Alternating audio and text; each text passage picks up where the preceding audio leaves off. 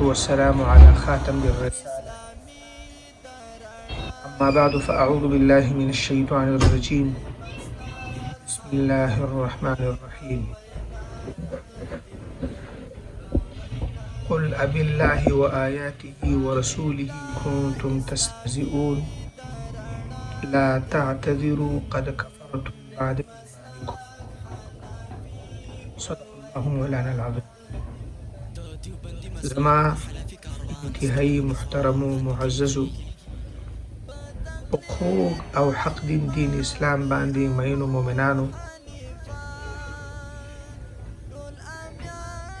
په نیت د اظهار حق، په نیت د احقاق د ما هو الحق او ابطال د ما هو الباطل،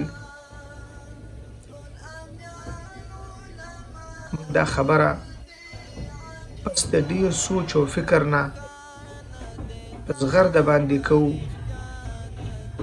چې مفتی منیر شاکر چې منکر حدیث دی او انکار حدیث در حقیقت انکار قرآن دی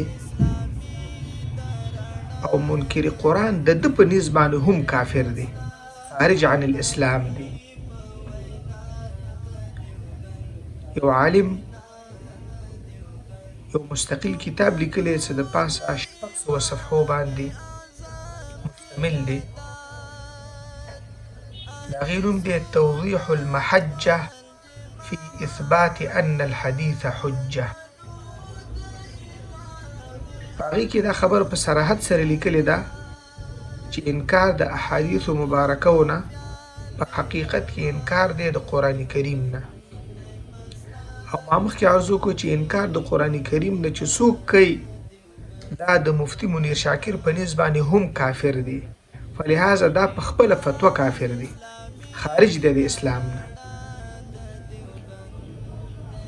د مثال په طور باندې د عذاب قبر نه دا منکر دی، د عذاب قبر متعلق چې څومره احادیث راغلي دي په شلګونو احادیث دي. شرح الصدور کی علامہ جلال الدین سیوطی رحمه الله نقل کړي، البدور السافره فی احوال الاخره کې هم نقل کړي دي، په صحاح سته و غیره کې هغه احادیث مبارکه موجود دي. د احادیث مبارکه په کتابونو کې باقاعده مستقل تراجم الابواب دي د لپاره چې باب اثبات عذاب القبر.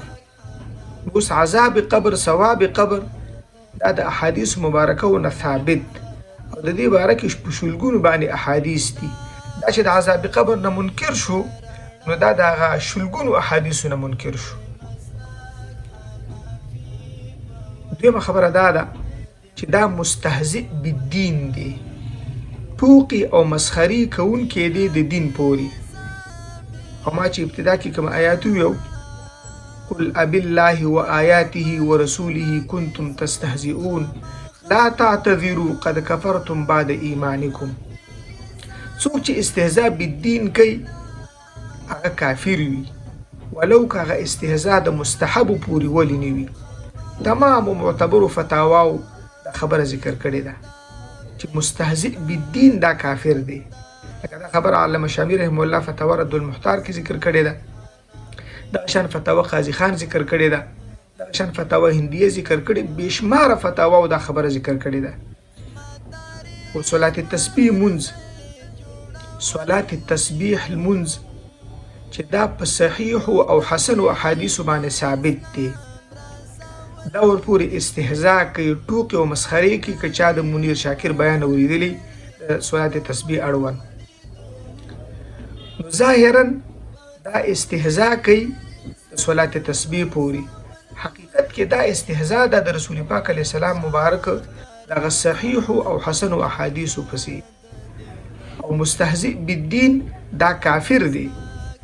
که د دنم تاسو پوښتنه وکړئ مستهزئ بالدین څنګه دی، د ده فتوا به ان شاء الله چې دی چې دا کافر دی، نو دا په خپله فتوا باندې کافر دی، ځکه دا خو د قرآن کریم آیات دی او دا خو چې زه قرآن کریم منم. په هر صورت اخر کې موږ دا خبره په زغرده باندې کوو چې دا سړی خارج عن الاسلام دی، څه د پاسه 45 وجوهاتو د وجې نه چې د دیوبندي مسیر چې دا د اعتدال او د جامعیت نه ډک مسیر دی، یوه لویه دارالفتاء بنوري ټاون کراچۍ هغې دا فتوه صادره کړې ده او موږ وایو چې الجواب صحیح والجواب صواب والمجيب مصيب. په دې الفاظو سره موږ د دغې فتوې تایید کوو. او پټه دې نه وي دا خبره چې موږ تکفیر المسلم نه کوو. بنوري ټاون والا په خپله فتوه کې تکفیر المسلم نه دی کړی، کوم مسلمان ته د کفر نسبت نه دی کړی چې هغه حقیقي او واقعي مسلمانی او دوی ورته د کفر نسبت کړي د ضد او د عناد د وجې نه داسې نه ده. دا تکفیر المسلم نه دی، بلکې دا اظهار کفر من کفره دی، ښکاره کول د کفر د هغه چا چې هغه واقعا کافر شوی دی او خارج عن الاسلام دی. په همدې لنډه خبره اکتفا کوم. واخر دعوانا ان الحمد لله رب العالمين.